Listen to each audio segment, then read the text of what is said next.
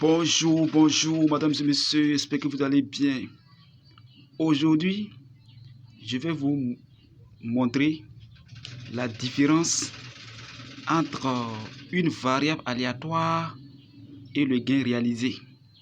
C'est quoi une variable aléatoire? C'est quoi le gain réalisé? Alors, je vous demande de suivre cette vidéo du début jusqu'à la fin pour comprendre comment est-ce que les choses fonctionnent. Si vous êtes prêts, on y va, c'est parti. Application. La différence entre une variable aléatoire et le gain réalisé.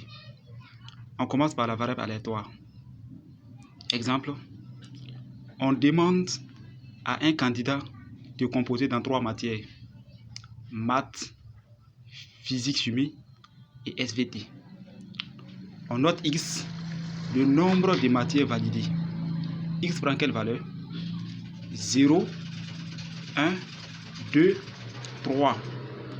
Il peut y avoir 0 matière validée, 1 matière validée, 2 matières validées ou 3 matières validées. Je profite en même temps pour donner la loi de probabilité de X. Ici, P de X égale à 0, ça fait 1 quart. 1, c'est-à-dire que vous prenez le 4 là, c'est le cardinal de ces valeurs-là. Le nombre total de ces valeurs-là. On a combien de valeurs ici? On a 4 valeurs. 0 est répété combien de fois ici? Une fois. 1 est répété combien de fois ici? Une fois. 2 est répété combien de fois? Une fois. 3 est répété combien de fois? Une fois. Sur 4 là, 0 est répété une seule fois. P de x égale à 0, le nombre de fois que 0 est répété sur 4. P de x égale à 0, ça fait 1 quart. P de x égale à 1, ça fait 1 quart. P de x égale à 2, ça fait 1 quart. P de x égale à 3, ça fait 1 quart. On met ces valeurs-là dans un tableau. Voici les valeurs de x, 0, 1, 2, 3.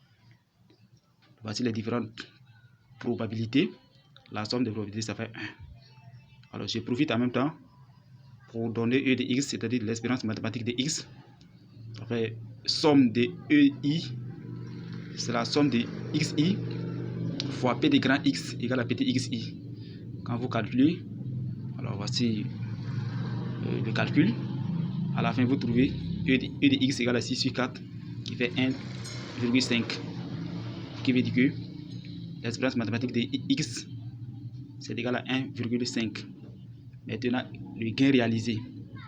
Alors, supposons qu'on dit une matière validée, il gagne 500 francs.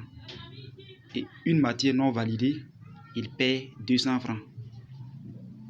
Ici, MV veut dire matière validée. MNV veut dire matière non validée. Donc, une matière validée, il gagne 500 francs.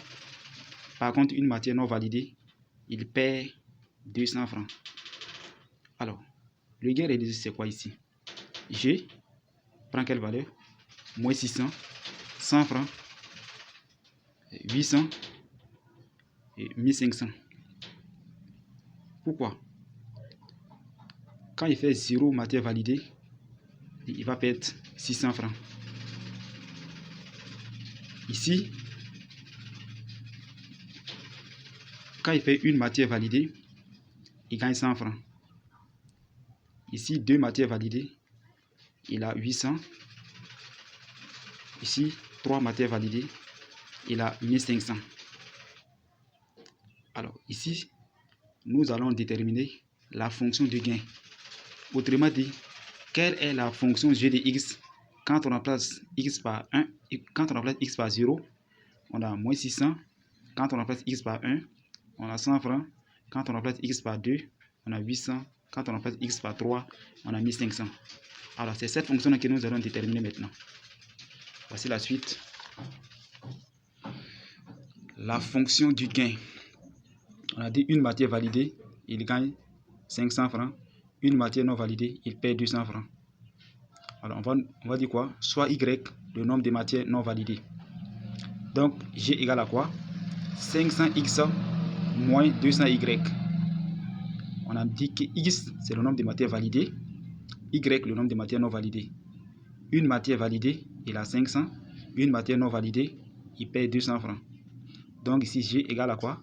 Égale à 500x moins 200y. Voici les valeurs de g. Alors, on va faire un petit tableau, mettre les valeurs de x et y dedans. Ici, on a dit que x prend la valeur 0. Il peut y avoir 0 matière validée, 1 matière validée, 2 matières validées, 3 matières validées. Alors, si on a une matière validée, si on a 0 matière validée, excusez, 0 matière validée, on a 3 matières non validées. Une matière validée, on a 2 matières non validées, 2 matières validées, une matière non validée, 3 matières validées, 0 matière non validée. Alors, vous allez faire quoi? La somme des valeurs de x et y. Autrement dit, on fait x plus y. Quand vous faites x plus y, vous avez 3. 0 plus 3, ça fait 3. 1 plus 2, ça fait 3. 2 plus 1, ça fait 3. 3 plus 0, ça fait 3. Alors, vous venez en bas ici. Vous dites que x plus y égale à 3. Vous tirez y dans ça. Vous avez 3 moins x. Dans la fonction du gain là, vous remplacez y par 3 moins x. Donc, quand vous faites ça, vous avez 500x moins 200 facteur de 3 moins x. Quand vous calculez, vous trouvez 500x moins 600 plus 200x. Vous avez 700x moins 600. Voici la fonction du gain. Voici la fonction pour laquelle, quand on remplace x par 0, on a moins 600. Quand on remplace x par 1, on a 100 francs. Quand on remplace x par 2, on a 800. Quand on remplace x par 3, on a 1500. Voici cette fonction-là. Voici la fonction du gain. Alors, je profite en même temps pour donner l'expérience mathématique de G. Alors, si on vous demande l'expérience mathématique de G ici, c'est quoi?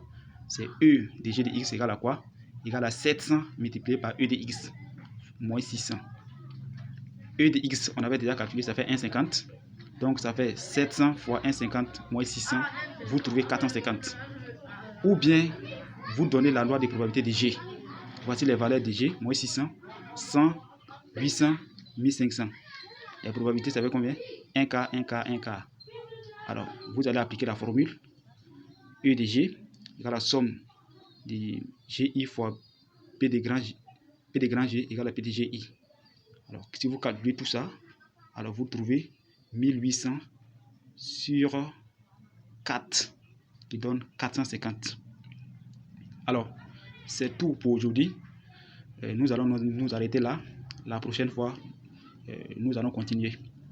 Alors, tous les élèves de la terminale, abonnez-vous pour recevoir les futures vidéos. Parce que la prochaine fois, nous allons utiliser, dans le cas du tirage simultané, comment faire pour déterminer la fonction de gain dans le cas du tirage des boules. Donc, abonnez-vous pour recevoir les futures vidéos. Alors, je vous rappelle que ces vidéos-là vont renforcer votre capacité de travail. Donc, abonnez-vous pour recevoir les futures vidéos. Si vous avez trouvé cette vidéo utile, alors n'hésitez pas à vous abonner. Vous pouvez m'écrire dans les commentaires ce que vous a marqué dans cette correction. À très bientôt.